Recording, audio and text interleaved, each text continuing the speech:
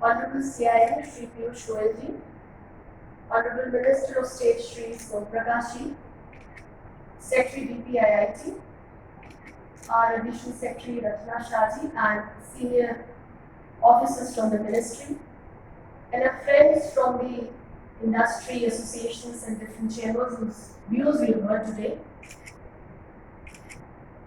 I extend you all a warm welcome and also thank you all very much for such an active participation in today's discussion. It's been a very engaging deliberation, and we much needed this joint exercise because without the government and the industry chambers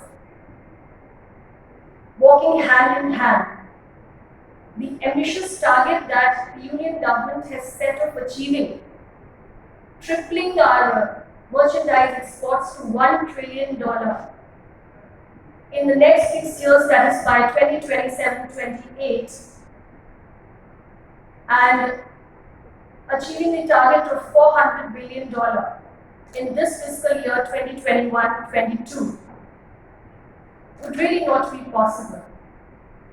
So we need to be closely interacting, we need to be closely discussing and scaling up measures to promote India's exports. For the past 10 years, our merchandise exports have stagnated and they've been fluctuating between $260 billion to $330 billion.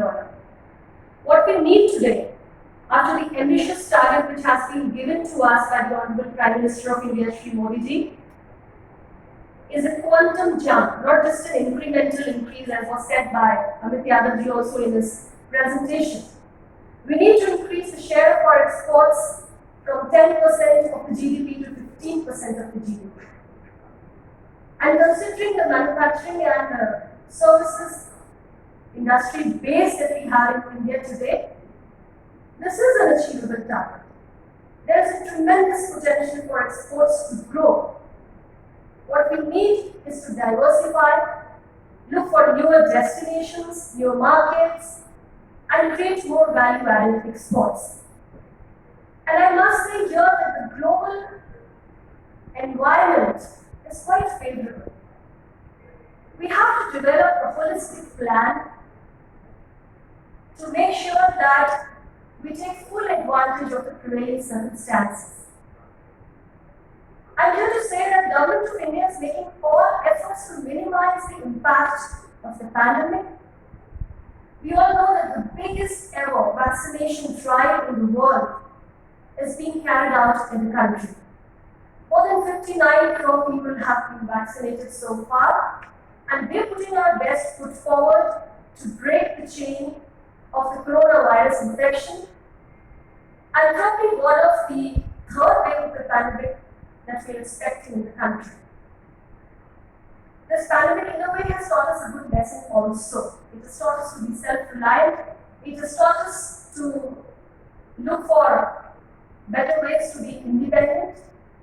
And as our Honorable Prime Minister has urged 130 crore Indians to look for newer opportunities in crisis, Apadame Avsar, and move towards realizing the vision of Atmanirbhar Bharat as we enter into the 75th year of India's independence and celebrate Azadi Ka Amrit Mahotsav.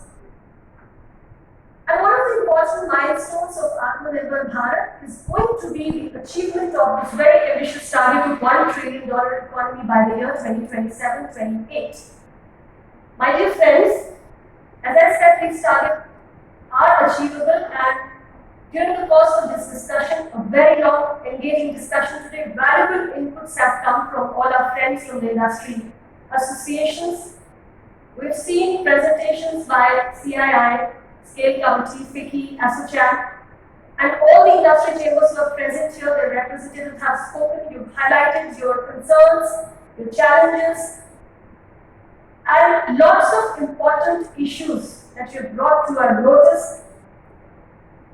I can only assure you on behalf of the ministry that the pertinent issues, problem areas, concerns that you've spoken about today here, we are going to be examining them And we will do our best to make sure that you feel government is there in every way to support you.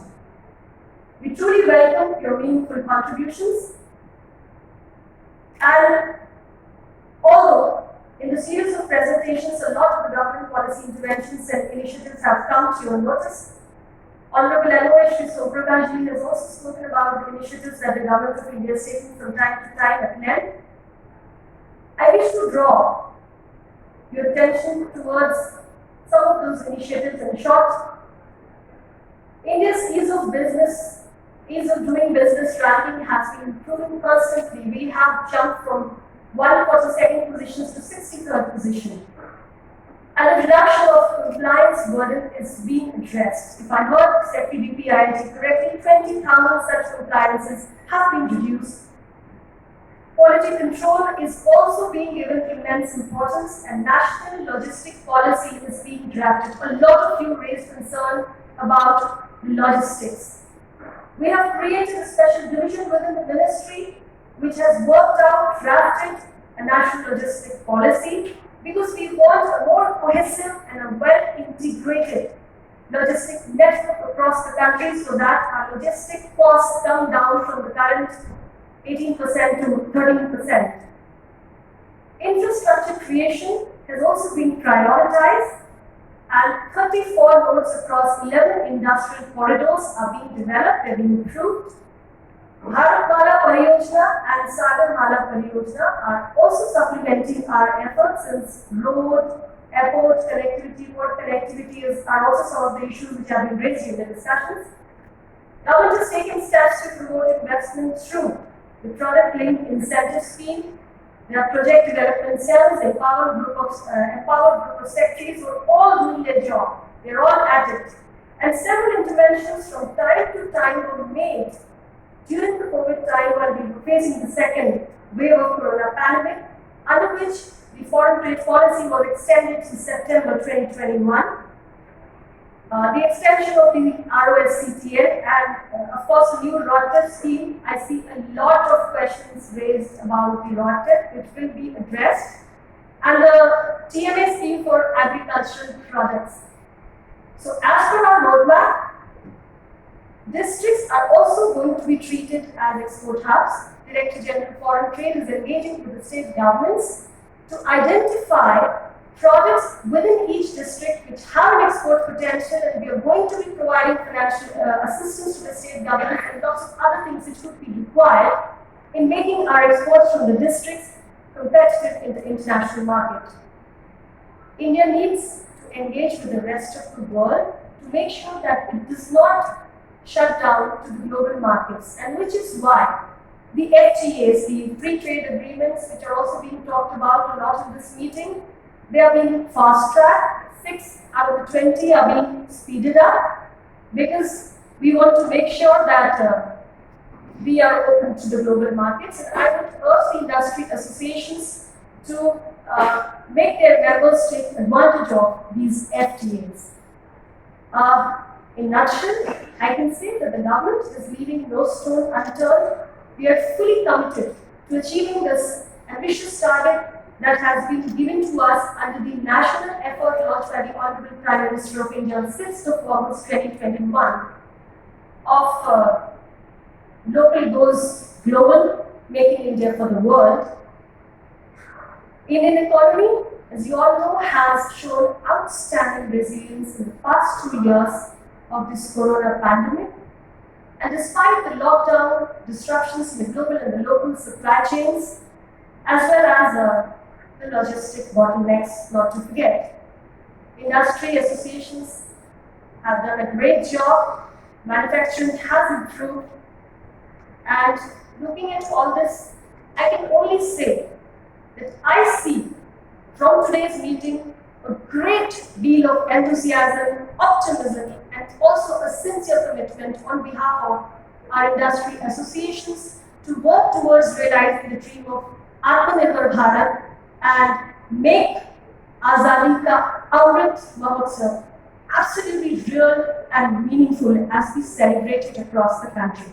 So the world is looking at us. Let's come together and make India truly self-reliant. Thank you very much all of you.